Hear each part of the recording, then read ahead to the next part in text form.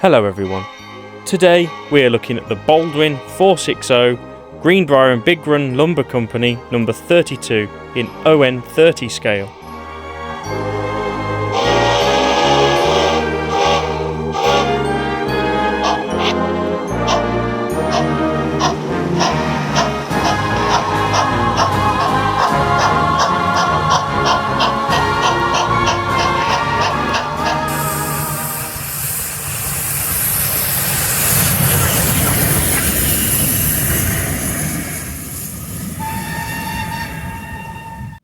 Hello everyone, and welcome back to the Kiln line.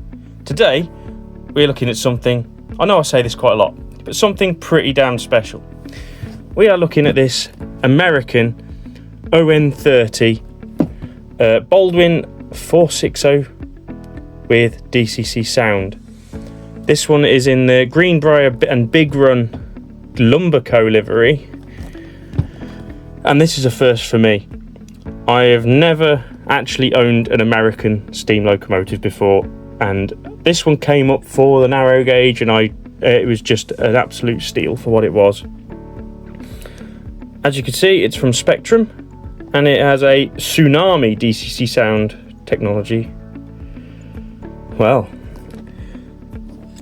let's not beat around the bush. Let's get this thing out of the box and see what it looks like.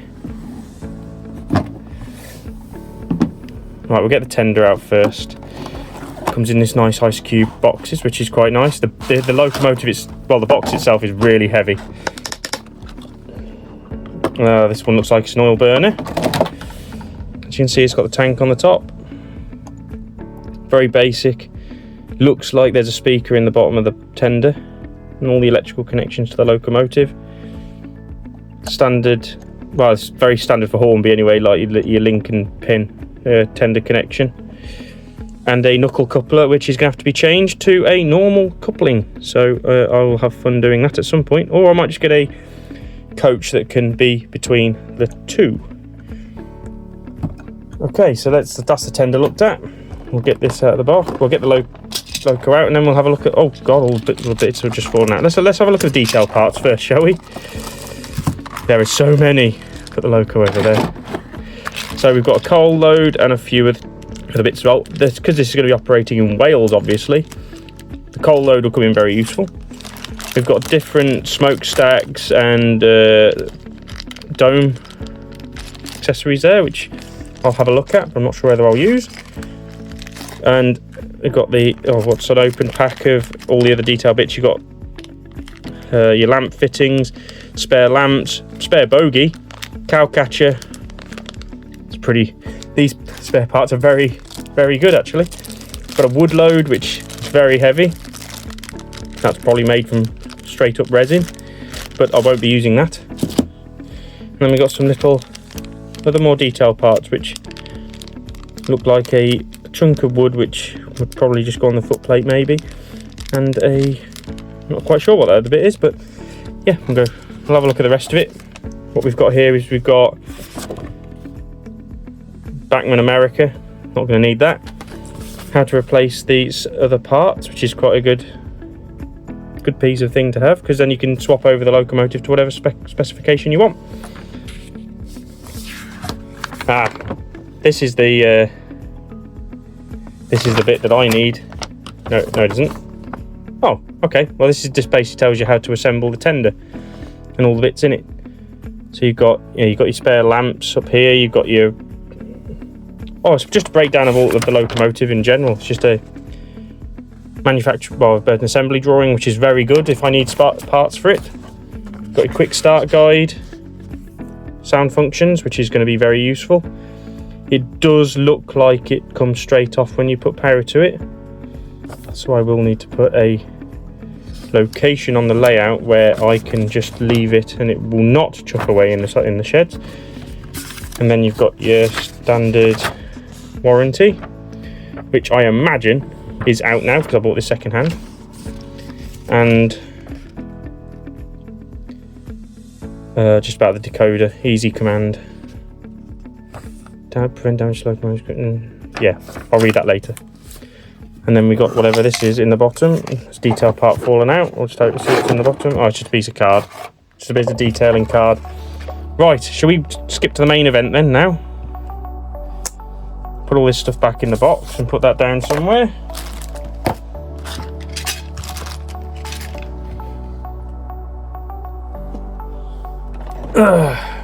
It's heavy. It's a heavy loco. It matches what I'm used to with Ogauge. So I'll open the ice cube packaging. Oh, yeah. So it is very nice. It's even got like string used for the bell and the whistle. One hell of a smokestack on this thing. Just look at it. It's full to the brim with detail for an American loco, and the price I paid for it, that's absolutely brilliant. The valve gear looks absolutely gorgeous as well.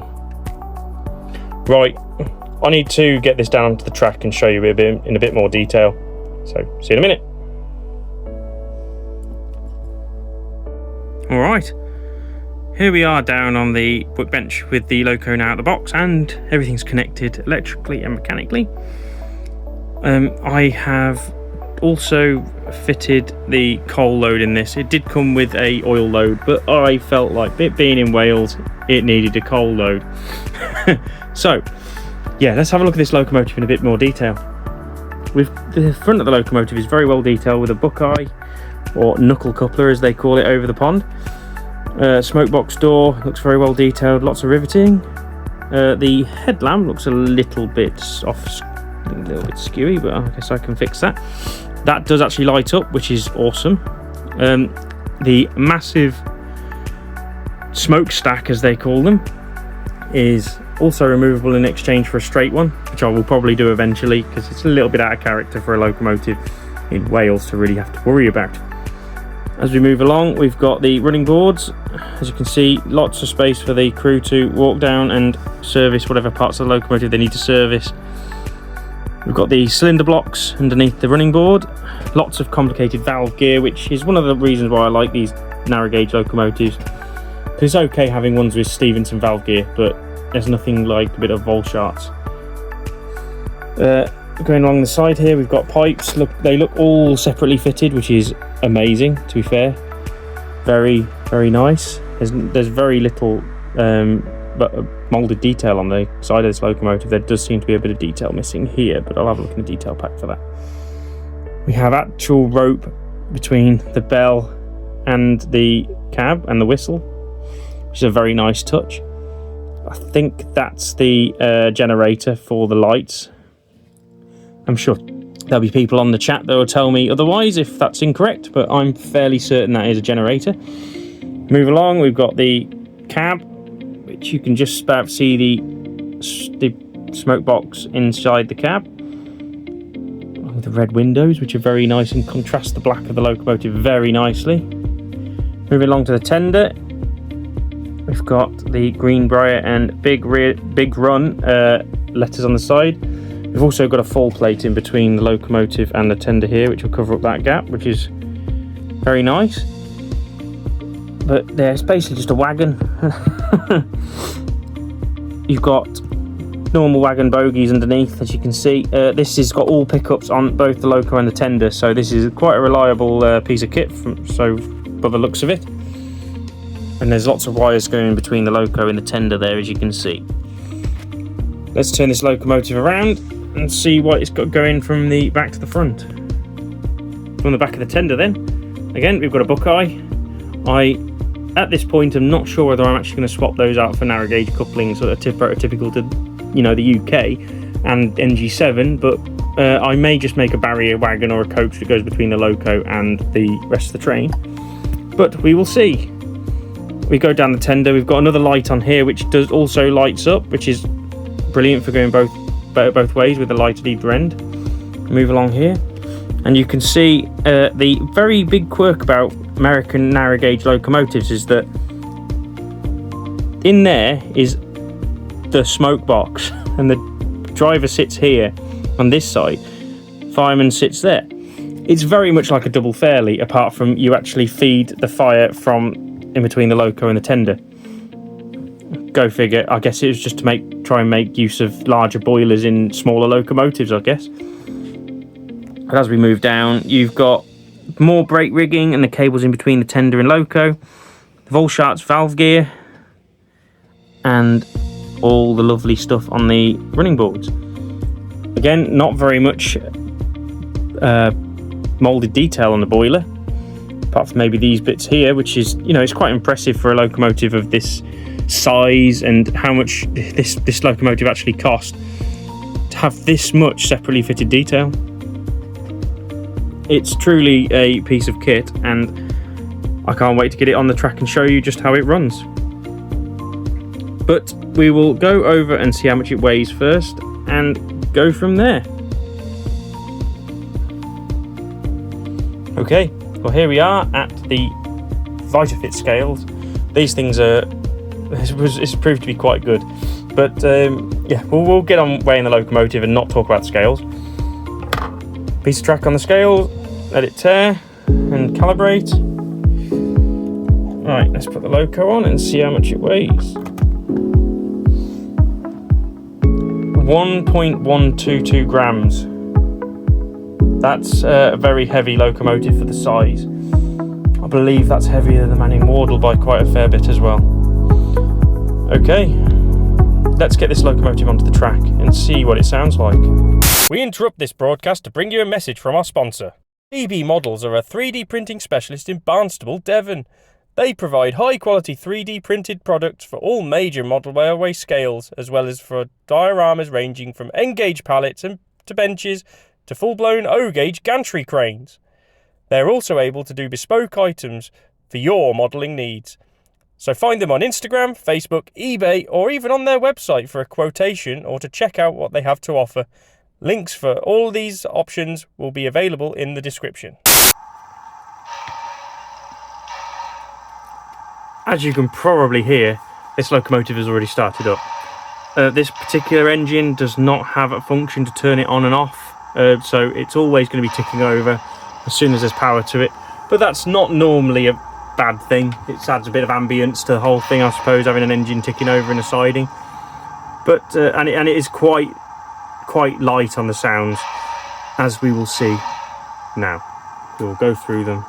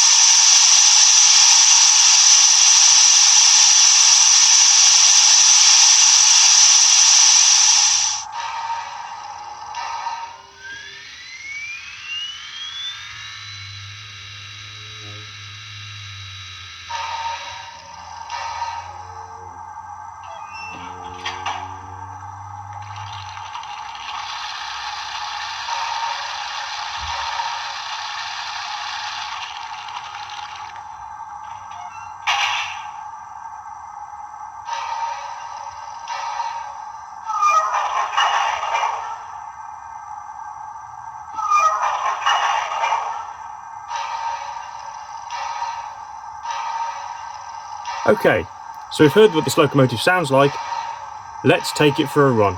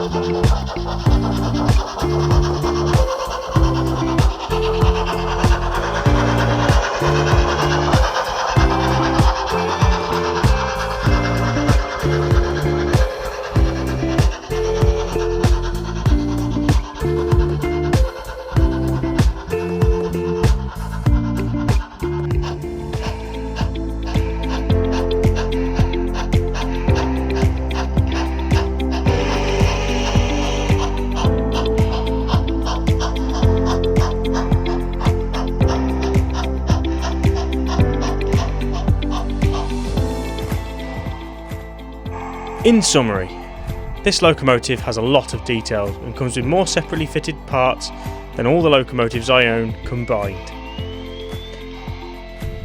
I'm not going to pretend that I know about American engines, but this locomotive has all the bells and whistles to give my layout the American influence I've always wanted. Spectrum, or Bachmann as they now are, have done a wonderful job aesthetically on this locomotive. However, it does have one or two drawbacks. Those being the very few sound functions on the engine, and the other being the speed control of the engine, also being quite sporadic for a DCC locomotive especially. All in all, this locomotive is a great addition to my fleet, and I look forward to getting a nice rake of US style coaches put behind her.